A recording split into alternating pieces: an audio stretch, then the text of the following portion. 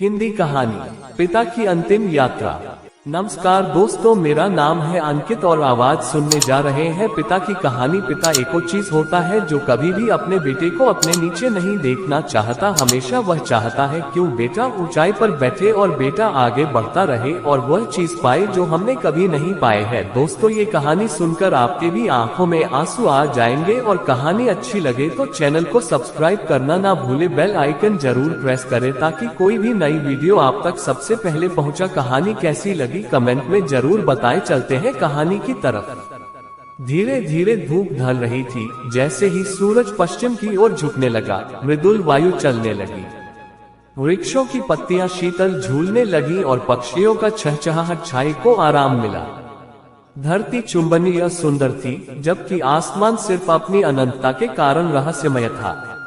ये सौंदर्यपूर्ण दृश्य विनीत को स्थानांतरित कर रहा था, क्योंकि वह इस अनमोल वृक्षारोही जगत को छोड़कर जा रहा था। विनीत के पिता का नाम राजेश शर्मा था। एक समय था जब वह भारतीय सेना में कप्तान थे, लेकिन वित्तीय समस्याएं उन्हें सेना छोड़ने के लिए मजबूर कर दी। वह अब एक छोटे से गांव में अपने परिवार के साथ रहते थे। परिवार में उनकी पत्नी आराधना, बेटी रिया और छोटे बेटे विनीत थे। विनीत 10 साल का था और उसके लिए उनके पिता सब कुछ थे। वे एक दूसरे के अच्छे दोस्त थे और हमेशा समझदारी और प्रेम से संभालते थे। एक दिन विनीत के पिता ने अपने शरीर में अचानक दर्द महसूस किया। शुरुआत में वे इसे नजरअंदाज करने की कोशिश करते रहे, लेकिन दर्द दिन ब दिन बढ़ता गया। जब वे चिकित्सक के पास जाए तो जांच के बाद पता चला कि उन्हें कैंसर का संदेह है। ये सुनते ही राजेश और उनके परिवार के दिल में एक अजीब सी बेचैनी हो गई।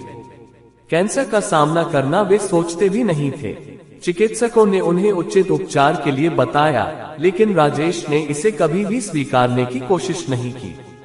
उनके मन में उम्र भर की यात्रा और उनके परिवार के साथ बिताए गए समय के सुंदर स्मृतियां थीं।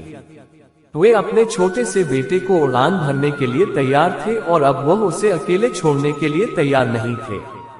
कुछ दिन बीतने के बाद राजेश का स्वास्थ्य और भी खराब होने लगा था। उन्हें दर्द की जगह अब अपने छोटे से बेटे की अशांति दिखती थी। वे अपने बेटे के साथ बिताए गए हर पल याद आने लगे।